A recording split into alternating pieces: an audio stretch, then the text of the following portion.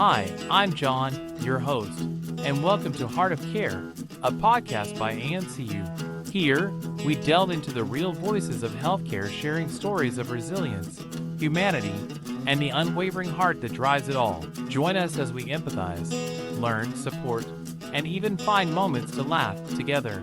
Thanks for being here. Podcast title, We Are All Guests, Rethinking Migration in Australia. Thank you for joining me. I'm your host, John, from Heart of Care.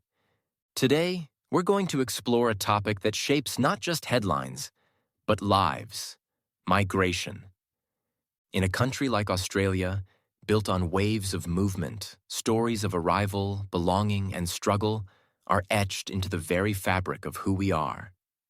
But somewhere along the way, that understanding has been lost in political noise, media spin, and fear-driven narratives.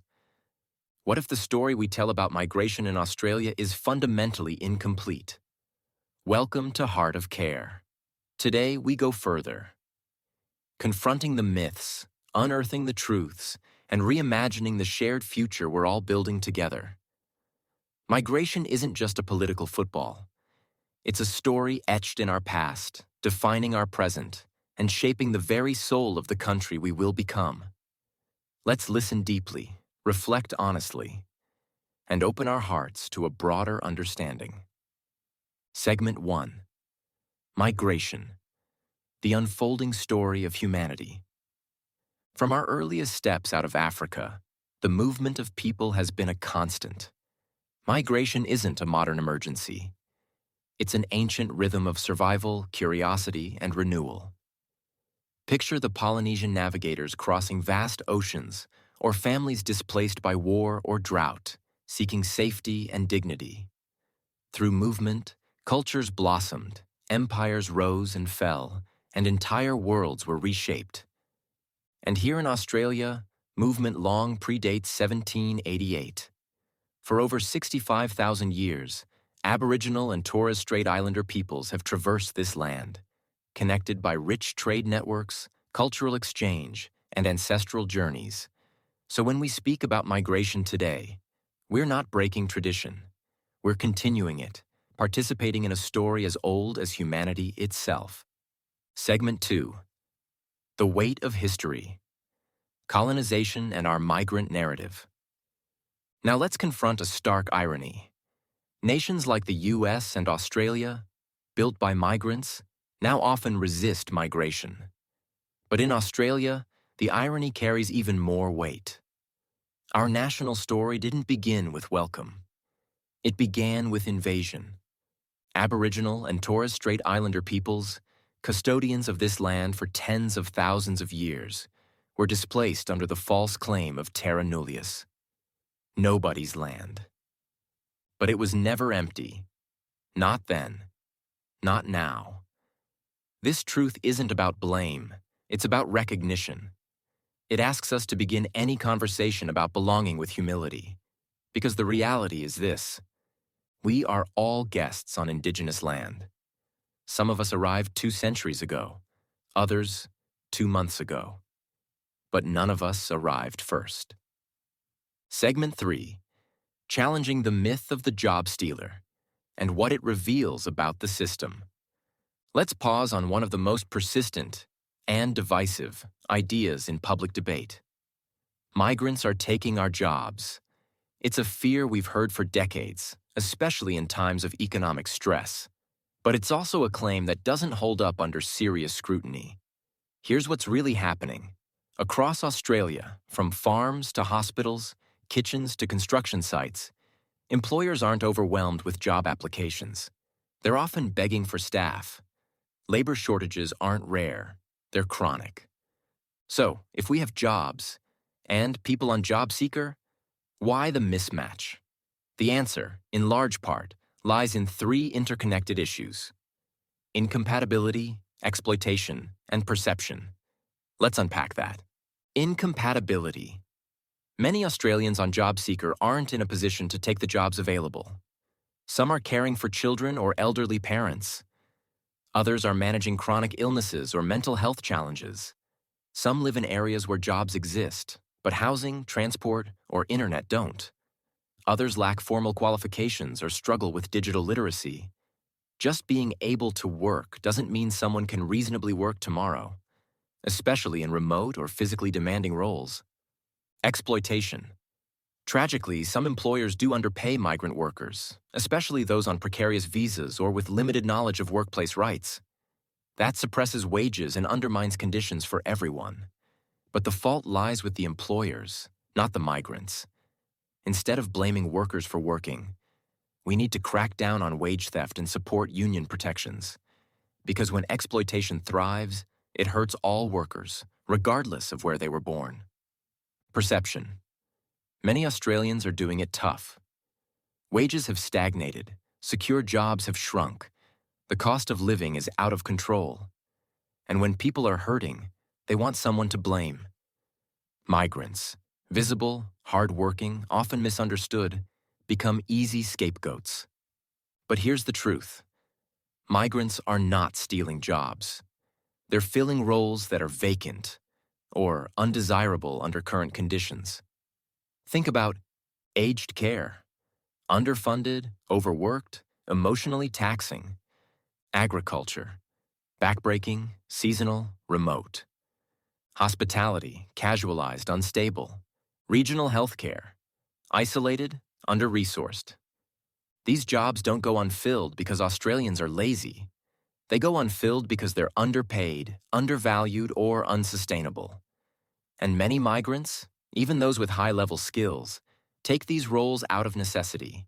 Engineers driving Ubers, doctors cleaning wards, students juggling 3 jobs just to survive. The irony? They're not replacing Australian workers. They're keeping the system running. Segment 4. The labor puzzle. Unemployment is low, but jobs go begging. Here's a puzzle. Australia's unemployment rate is relatively low, just above 4%. That's considered near full employment. And yet, industries across the country can't find workers. What's going on? It's more than just numbers. It's about fit, fairness, and function. Let's start with fit. There's a skills mismatch between people looking for jobs and the jobs that are open. That mismatch may be about qualifications, physical capacity, language, or confidence. Location barriers. Many jobs exist in regional or outer suburban areas, but there's no affordable housing, no buses, no childcare. So even if someone wants the job, they can't physically get to it. Visa dysfunction. We invite skilled migrants, but then create visa categories so restrictive they can't work in their field, or at all. We recognize foreign degrees, inconsistently. We issue work rights, slowly. We waste human potential at every turn. Conditions. Many of the hardest to fill jobs pay minimum wage, or less. They come with no stability, no security, and no future. Why would anyone, migrant or local, line up for a job that chews them up and spits them out? Here's the bigger truth. We don't have a migration crisis. We have a job quality crisis, a system that fails to match people with meaningful, sustainable, dignified work. Blaming migrants is like blaming the Band-Aid for the wound. It distracts us from the real problem, a fragmented labor system that doesn't work for those looking or those hiring. If we want to build a workforce that works for everyone, migrant or not, we need to improve working conditions across the board, enforce fair wages and rights for all workers, reform job seekers so it supports, not punishes, match skills and training with real industry needs, and finally, tell the truth about who's really responsible. Because when we stop pointing fingers and start building solutions, we all benefit. Segment 5. Migrants as cultural and economic builders. Let's shift gears. We often hear about migration in economic terms, as a cost or a burden. But the reality is that migrants are not just economic participants. They are economic drivers and cultural builders. International students contribute over $40 billion annually to the Australian economy. Migrants pay taxes, spend locally, create businesses, and fill gaps in critical services, especially in healthcare, tech, and construction. But they also bring richness to our daily lives. From Diwali to Ramadan, from pho to pavlova, migrants shape Australia's cultural identity through music, food, art, and ideas. They bring global perspective, creativity, and resilience. They volunteer, they organize, they innovate, they lead. In short, migrants don't just fit into Australia, they help build what it becomes. Segment 6. Belonging. A shared task. So the real question isn't, who belongs? Integration is a two-way street. It requires effort from newcomers and honest introspection from those already here.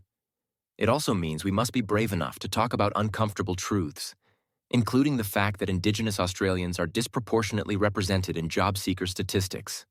This is not a reflection of individual capability. It is the direct outcome of centuries of displacement, economic exclusion, and systemic neglect. When colonization severed land, culture, and autonomy, it also disrupted livelihoods that had sustained communities for thousands of years. So when we talk about economic participation and opportunity, we must recognize this historic context. We must ensure that reconciliation is not just symbolic, but material.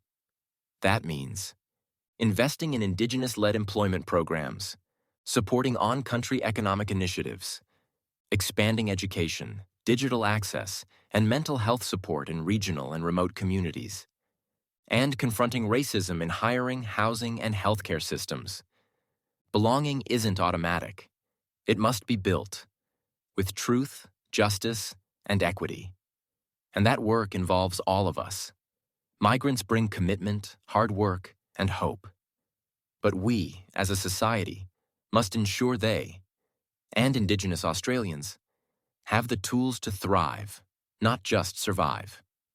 That means investing in language programs and skills recognition, supporting mental health and social connection, combating racism and exclusion, creating spaces for celebration, not just tolerance. And it means each of us learning and unlearning what it takes to share land, space, and stories with people who may have traveled different roads but seek the same thing: dignity, safety, and a place to grow. It's how do we build a society where everyone feels they do? Segment 7, a continent of possibility. Australia is not a small island. It is a vast continent. We are not full. We are underimagined. We have the space, the skills, and the opportunity to build a future that honors our past and welcomes those who seek to be part of it. What we need is leadership and vision. That means smart, compassionate migration policy, regional investment and infrastructure, national storytelling that celebrates difference, and a constitutional future that centers Indigenous sovereignty. Let's lead with courage, not fear, with collaboration, not competition. Because the question of migration is never really about others. It's about who we choose to be. At the end of the day, we are all just passing through. Our time here is brief. Our legacy is how we treat one another. Let us act with humility, knowing we are not the first. With respect, honoring both the ancient custodians and new contributors. And with compassion, seeing in each other not enemies, but partners. Because the real strength of Australia isn't in shutting doors. It's in opening them and walking forward together. Thank you for joining me on Heart of Care Episode 9. Please share this episode and subscribe for more conversations on the uncharted path. Thanks for tuning in to this episode from AMCU Media, where real stories, healthcare, and advocacy come together. We release a new episode on the 28th of every month. We're a small, independent team doing our best to bring you meaningful conversations. And your support means the world to us. Subscribe to our YouTube channel and Facebook page. Just search for AMCU Media. Got a story or topic to share? Email us at amcu@strmedical.com.au. Together, we can do better for care, for community, and for change. Until next time, thank you, and take care.